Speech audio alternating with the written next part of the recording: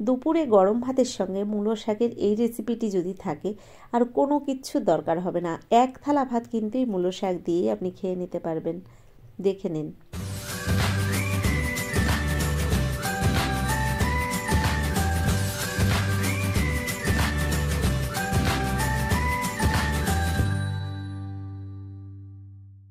মূলো শাক তো আপনারা বিভিন্নভাবে রান্না করে থাকেন, তবে আমি কি করে রান্না করলাম সেটাই আপনাদের সঙ্গে শেয়ার করছি। এখানে রয়েছে মূলো শাক, আর মূলোগুলো আমি আলাদাভাবে ছাড়িয়ে নিয়েছি, শাকগুলোই এখানে নিয়েছি। শীতের শুরুতেই এরকম কচি কচি মূলো শাক কিন্তু এভাবে রান্না করলে ভীষণ ভালো খেতে হয়। দেখুন, সঙ্গে একটা আলু নিয়েছি, কিছুটা কুমড়ো নিয়েছি, একটা ফুলকপি নিয়েছি। ফুলকপিটাও কিন্তু ভীষণ টাটকা রয়েছে, শাকগুলোও ভীষণ টাটকা। তো আমি এখান থেকে দেখুন শাকের যে ডাঁটিটা থাকে এই ডাঁটিটাকে ছাড়িয়ে আলাদা করে ফেলে দিচ্ছি, আর শাকগুলোই এখান থেকে বেছে নিচ্ছি। কারণ এই ডাঁটিটা যদি আপনি রান্না করেন তাহলে অনেক সময় মূলো শাক কিন্তু একটু তিতো লাগে, আর তাছাড়া শাকগুলোও কেমন একটু শক্ত শক্ত থেকে যায়। আপনারা যদি এভাবে রান্না করেন তাহলে কিন্তু মূলো শাকটা সুন্দর রান্না হবে। দেখুন, এইভাবেই সব শাকগুলোকে আমি বেছে নেব। নমস্কার বন্ধুরা, কেমন আছেন সবাই? নিশ্চয়ই সবাই ভালো আছেন, আমিও ভালো আছি। টিয়ার রান্নাঘর থেকে আমি তন্দ্রা। আজ নিয়ে এলাম একদম বাঙালি একটা রেসিপি, মূলো শাকের রান্না। তো মূলো শাকটা আমি কি করে রান্না করছি সম্পূর্ণ ভিডিওটি আপনাদের দেখার অনুরোধ রইল। যদি ভিডিওটি আপনাদের ভালো লেগে থাকে অবশ্যই একটা লাইক দিয়ে পাশে থেকে যাবেন। দেখুন, এখানে শাকগুলোকে এক এক করে আমি সব বেছে নিয়েছি। শাকগুলো বেছে নেওয়ার পরে এবার ভালো করে পরিষ্কার জলে আমি বেশ কয়েকবার ধুয়ে নেব, কারণ মূলো শাকের মধ্যে অনেক সময় ধুলোবালি থাকে। তো এগুলোকে আমি ভালো করে ধুয়ে কেটে গুছিয়েও নিয়েছি।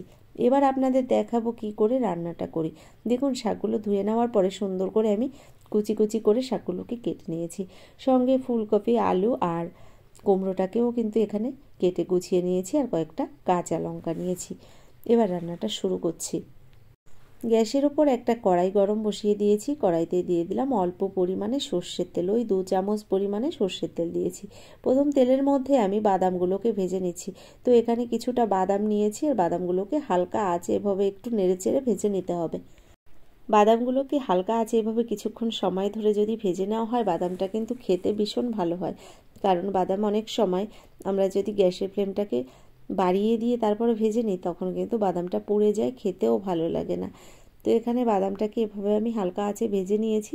বাদামগুলো ভাজা হয়ে গেছে, এবার নামিয়ে নিচ্ছি।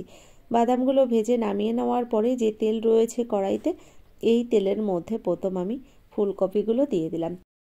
ফুলকপিগুলো তেলের মধ্যে দেওয়ার পরে এভাবে নেড়ে চেড়ে কিছুক্ষণ ভেজে নিচ্ছি।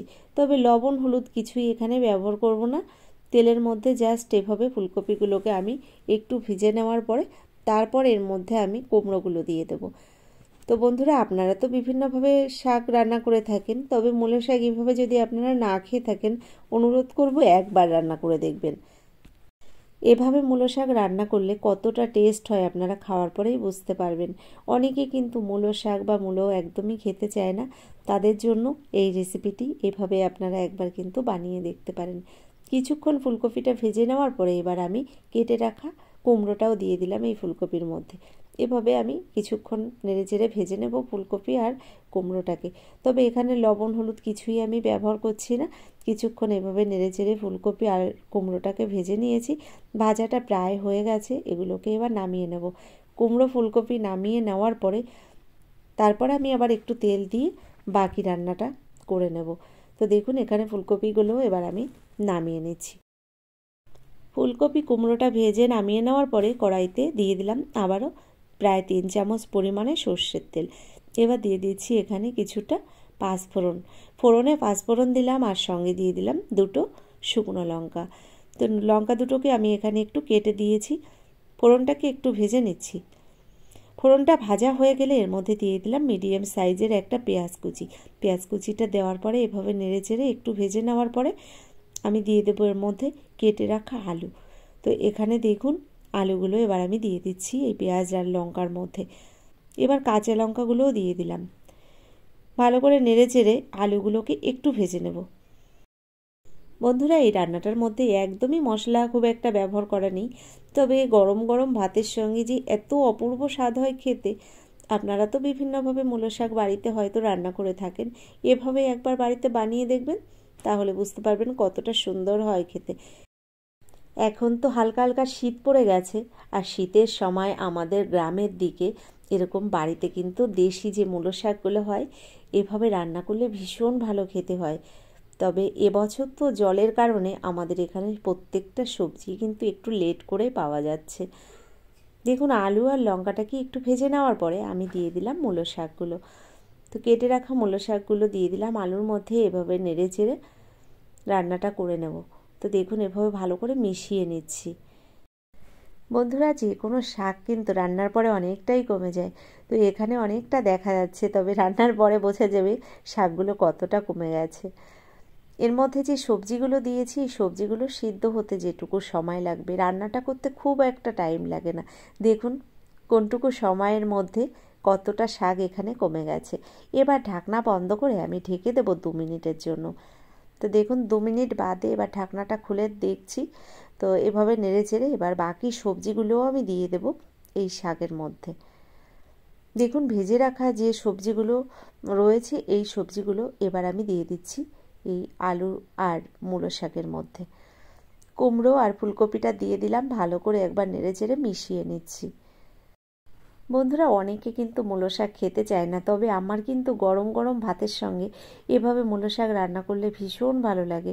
আশা করছি আপনাদেরও ভালো লাগবে এই রান্নাটা যদি আপনারা একবার বাড়িতে করে দেখেন।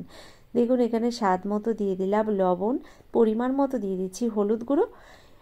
এভাবে লবণ হলুদ দেওয়ার পরে দিয়ে দিলাম আমি 1 চামচ পরিমাণে চিনি।